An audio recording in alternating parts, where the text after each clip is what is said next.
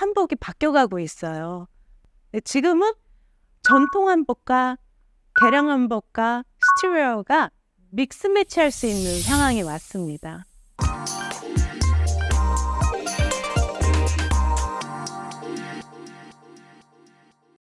이 프로그램은 One Relationship at a Time, CBB뱅크 제공입니다.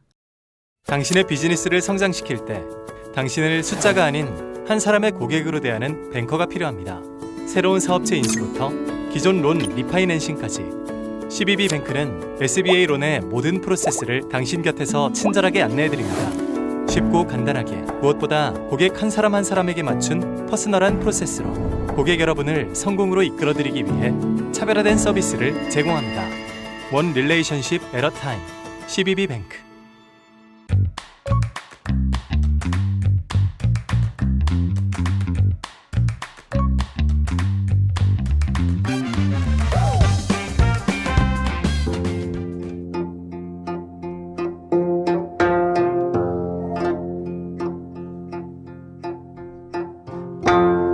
문양을 우리나라 훈민정음을 이제 넣었습니다.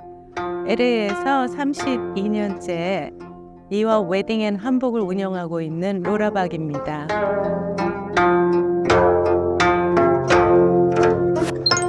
처음에는 제가 한복을 한복 디자이너라는 개념으로 한복을 운영했던 건 아니었습니다. 저희 집이 포목상 집안이기 때문에 원단을 팔던 집안이었어요. 제가 부모님이 55년, almost 한 60년을 하셨어요. 한복 비즈니스를. 제가 4대째 하고 있는데 아마 어렸을 적에부터 기저귀 찰 때부터 그 역량이 있지 않았나. 어렸을 적에는 학교 선생님이 이 다음에 크면 뭐가 될 것입니까 했을 적에 저는 대통령이요, 의사요, 변호사가 아니라 디자이너가 되겠습니다 했던 것이 아마 많이 도움이 됐나 봐요. 그래서 한복을 처음 만들기 시작한 거는 제 시집 올 적에 우리 부모님이 지어주신 한복을 뜯어가면서 제가 혼자서 배우기 시작을 했어요. 그러면서 치마부터 시작을 했는데 만들어지더라고요. 제 한복을 뜯기 시작했던 것이 제 디자이너의 첫 스타트였습니다. 제가 고명딸인데 미국까지 가서 한복 장사한다는 것 자체도 이해가 안 갔고, 그리고 미국 땅에서 누가 한복을 입겠느냐가 한국에서의 생각이었어요. 제가 웨딩샵마다 조그맣게 글씨를 쪽지에다가 제 이름하고 전화번호를 써서 웨딩샵마다 다니면서 그걸 줬어요.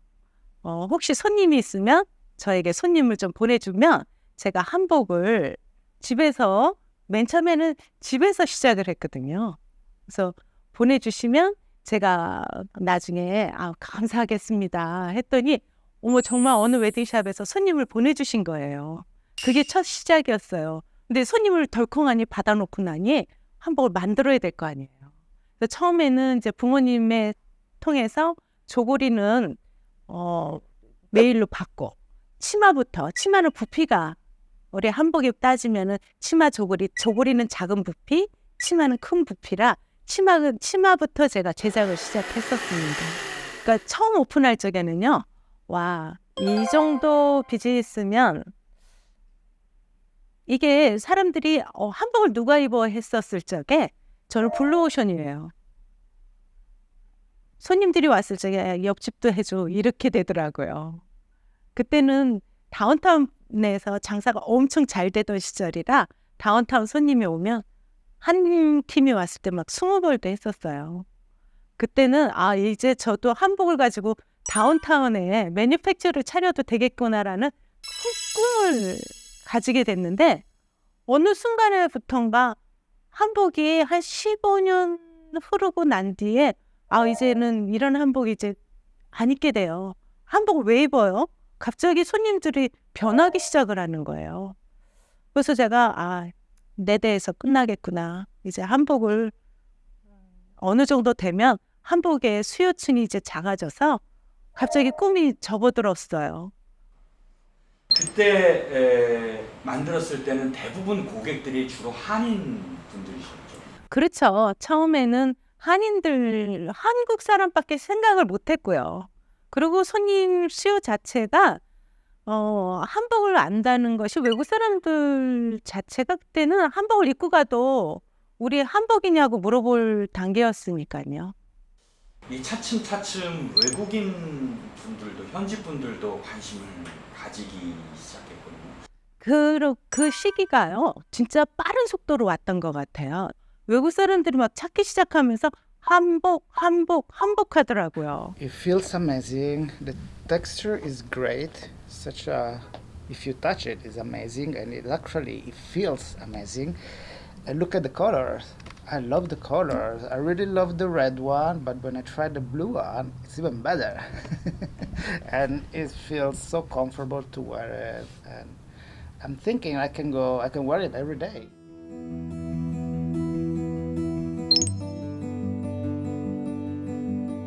일단은 색감이죠. 그거는 지금이나 옛날이나 틀리진 않는 것 같아요. 우리나라 한복에 대한 다른 나라들도 얼마나 아름다운 색깔들이 많겠습니까? 근데 우리나라의 그 오방색으로 만들어져 있는 그 컨트라스트가 좀 특이한 거예요. 가장 중요한 거는 그 사람들이 인터레스팅 하는 거는 색감이고요. 그 다음번에 다른 데서 볼 수 없는 원단이에요. 우리나라의 원단이 옛날에는 실크, 그러니까 진짜로는 면이었겠죠. 광목이었고.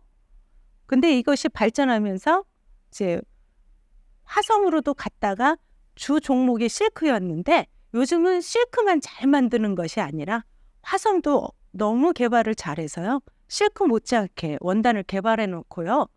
우리나라에서 외국분들이 왔을 적에 가장 특이하게 생각하는 건 한복의 색감. 그리고 색감을 만들어줄 수 있는 배색. 그 다음번에 원단의 특이함인 것 같아요. 저희 집에 성소수자분이 오셨어요. 근데 그분이 한국분이 아니라 외국분이셨어요. 제가 깜짝 놀랐죠. 남자 옷을 살 줄 알았는데 치마 저고리를 원했거든요. 18살 된 외국분이 와서 치마 조고리를 사겠다 그래서 집에다가 가끔씩 디스플레이 하는 분들이 있어요. 한복을. 저는 그렇게 생각을 했는데 본인이 어느 날 입고 나타난 거예요. 그리고 또 사갔어요. 자기가 아르바이트만 하면 돈만 모으면 우리 집으로 온 거예요.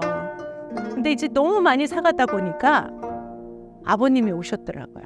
그 학생 아버님이 도대체 우리 아들이 너무 사가는데 이제 좀 너무 사가서 걱정이 돼서 왔다고. 그래서 또 사러 왔길래 나 너희 아빠한테 이제 혼나고 싶지 않으니까 네가 조금 이제 자제했으면 좋겠다.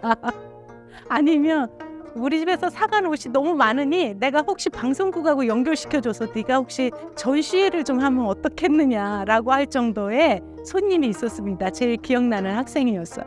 그 친구는 왜 한복이 좋다고 하던가요?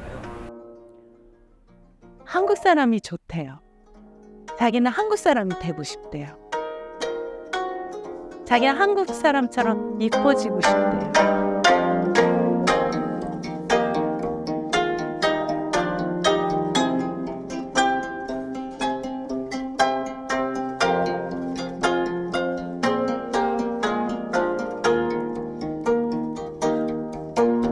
한복 패션쇼도 하시는 걸로 알고 있거든요. 한복 패션쇼를 알리기 위해서 했던 거는 아니었습니다. 처음에 제가 오픈하자마자 라이어가 났어요. 폭동이 나기 시작을 했어요. 폭동이 나고 난 뒤에 지진이 났어요. 그러니까 한국 사람들이 굉장히 어려운 상황에 접해 있을 적에 제가 한복을 하면서 부모님들이 40년 전, 50년 전에 들고 왔던 그런 한복이 지금 굉장히 많이 바뀌어 있는데 그 한복이 아름답다고 하는 거는 보여줘야 되겠구나. 근데 이참에 우리 한국 한인들이 되게 침체되어 있으니까 시너지를 일으키겠구나 해서 우리가 한인들을 위해서 보여주면서 흥을 내보자. 했던 것이 패션쇼를 하게 됐던 거예요. 그래서 1년에 저를 부르는 곳이라면 8번을 갔던 것 같아요. 그러니까 한 달에 거의 한 달 반에 한 번씩 패션쇼를 했습니다. 근데 그것이 정말 하나도 버리지 않고 이 어려운 상황에서 그대로 페이백을 저한테 해줬던 것 같아요. 망하지 않았습니다. 그 덕분으로. 요즘은 정말 생각지 못하는 한복이라고 생각을 해야 됩니다.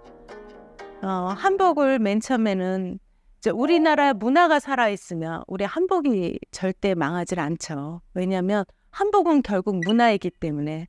근데 문화도 우리가 살아가면서 토양과 먹는 것과 생활 언어와 이런 것이 다 틀려지면 사람들이 생각하는 방향이 틀려진다고 생각을 해요. 그래서 한국에서의 자체적으로 바뀐 문화와 여기에서 바뀌는 문화가 틀리듯 한복이 바뀌어가고 있어요. 요즘은 전통을 제가 맨 처음에 시작을 했다가 이제 개량한복 개념이 있었어요. 개량한복이 제가 지금 입은 것처럼 조금 편안한 한복.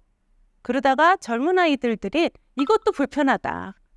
이제는 스트릿웨어, 이제 티셔츠를 입고 갈 수 있는 그런 한복을 좀 원합니다라고 해서 스트릿웨어까지 만들어졌거든요. 지금은 전통 한복과 개량 한복과 스트릿웨어가 믹스 매치할 수 있는 상황이 왔습니다. 하지만 너무 앞서가는 개량 한복은 우리 전통을 없앨 수 있죠.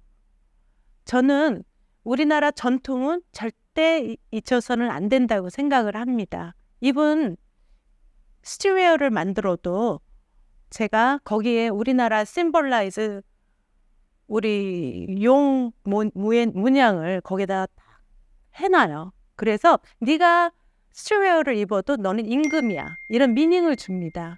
에브리데이 한복을 만들어도 한글을 넣든가 한문을 넣든가 여기에다가 꼭 우리나라에 표시되는 작업을 해놔요. 전통 한복은 당연히 우리나라 용가라를 넣든 피닉스를 넣든 거기에 문양을 넣을 적에 꼭 미닝을 넣죠. 그러니까 한복은 바뀌어도 우리나라의 전통 문양은 꼭 지키는 것이 또 중요하다고 생각을 합니다. 그것이 한복이에요. 정말 저 놀랬죠. 뉴욕타임즈에서 연락이 왔을 적에 요즘 스팸이 많아서 스팸인지 알았죠.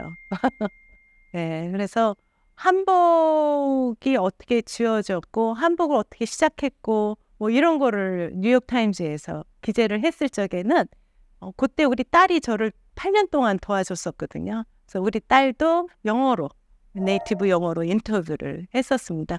결국은 언어도 중요했던 것 같아요. 희한하게 손님들이 확연히 바뀌었어요. 확연히 그거를 나누기 시작을 한 것 같아요. 요즘은 인터넷이 워낙 발전을 해서 외국 분들한테도 나는 전통 한복을 찾아요. 궁중 한복이 좋아요 이러고 와요. 어떤 사람들은 외국 사람인데도 나는 조금 불편한 한복보다는 요즘은 저고리 안 입는 이브닝 드레스 식으로 또 많이들 찾아요. 그러니까 요즘은요 아까처럼 이렇게 스트릿웨어 하듯이 손님들 외국인들도 자기 인지 능력이 생긴 거예요.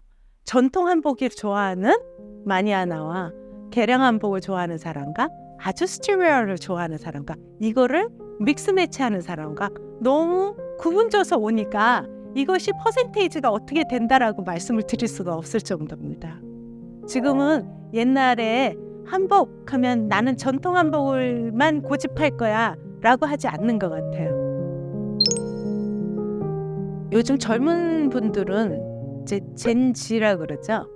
Z 제너레이션, 알파 제너레이션으로 내려가면은 디자이너가 모색할 정도로 그 아이들 자체의 컨셉이 더 디자이너화되어 있어요.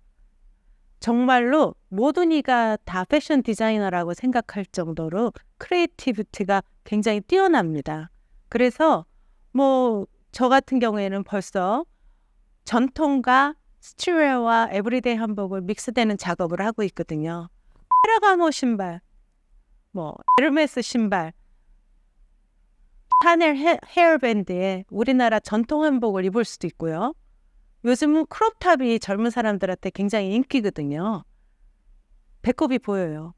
안에 크롭탑을 입고요. 우리 전통 자켓을, 전통 저고리를 입고 고름을 풀어헤칩니다.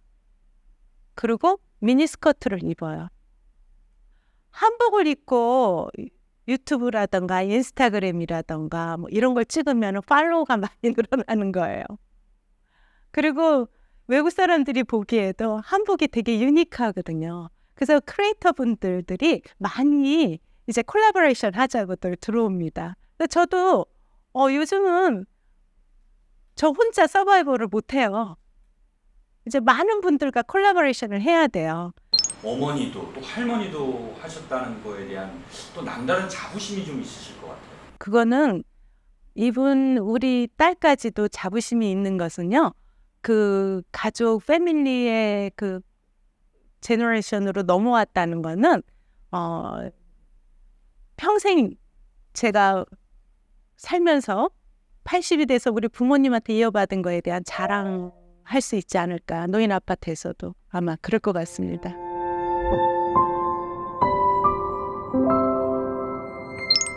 책을 만들어 보고 싶어요. 그리고 많은 사람들한테 이제 가르치는 사업을 해보고 싶어요.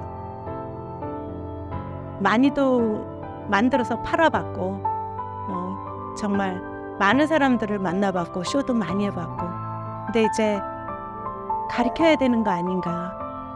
그래서 8월부터 제가 규방공예라고 사람들한테 한 사람이 올지 두 사람이 올지 모르겠지만 제가 가지고 있는 기술을 전수해보고 싶고요. 제가 겪어봤던 거를 한번 책으로 만들어보면 70살 되면 한번 만들어보고 싶습니다. 아리랑을 만들어보고 싶어요.